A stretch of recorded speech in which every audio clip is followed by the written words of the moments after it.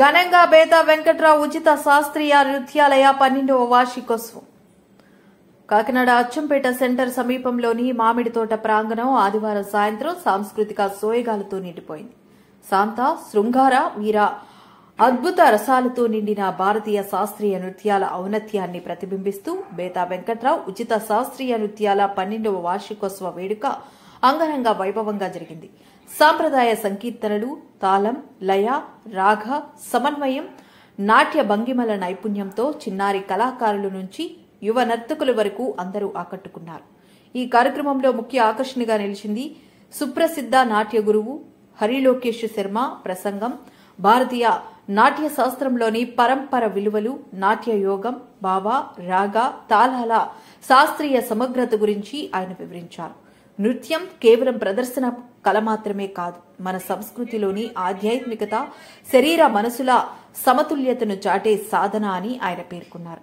గురుభక్తి, సాధన, శ్రద్ధ ఈ మూడింటి కలయికే నిజమైన కళాకారుడిని తీర్చిదిద్దుతుందన్న సందేశం ఆయన ఇచ్చారు. యువతలో శాస్త్రీయ నృత్యాలపై పెరుగుతున్న ఆసక్తిని అభినందిస్తూ ఈ కళల పరిరక్షణ సమాజ బాధ్యత అని హరిలోకేష్ హైలైట్ చేశారు. కార్యక్రమానికి నాట్య గురువులు కృష్ణవేణి, నాట్యాలయ ప్రాంగణ ధర్మకర్త డాక్టర్ బొల్లాప్రగడ శ్రీరామ్మూర్తి, పద్మాక్షి, డైరెక్టర్ బేతా నాగేశ్వరరావు కుమారి, ప్రెసిడెంట్ జగన్నాథన్ విజయ్ కుమార్, గీతాంజలి, సెక్రటరీ ఉమ్మడి దుర్గాప్రసాద్, లక్ష్మి తదితరులు హాజరై కళాకారులను ప్రోత్సహించారు.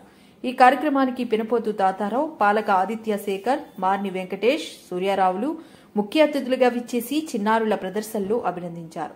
శాస్త్రీయ నృత్యాలు భారతీయ సంప్రదాయానికి అద్దం పట్టే కళలని, ఇవి తరతరాలకు అందేలా ఇలాంటి ఉచిత శిక్షణ కార్యక్రమాలు ఎంతో ఉపయోగకరమని వారు పేర్కొన్నారు.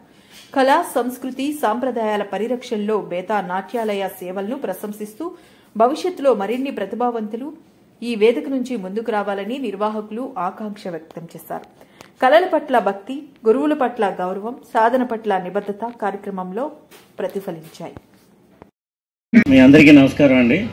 నాకు ఈ అవకాశం ఇచ్చిన మన విజయ్ కుమార్, నా సోదరుడు విజయ్ కుమార్ గారికి, అలా ప్రసాద్ గారికి నా ధన్యవాదాలు. మిమ్మల్ని అందరినీ ఇలా చూడడం చాలా ఆహ్లాదకరంగా ఉంది, చాలా సంతోషం. మీ పేరెంట్స్ అందరికీ కూడా ధన్యవాదాలు అమ్మా, ఎందుకంటే పిల్లల్ని బాగా ప్రోత్సహిస్తుంది. ఇలాగే మీరు ప్రతి విషయంలో కూడా అలా ఎంకరేజ్ చేయాలని పిల్లల్ని నేను కోరుకుంటున్నానమ్మా. చాలా సంతోషం. నమస్కారం.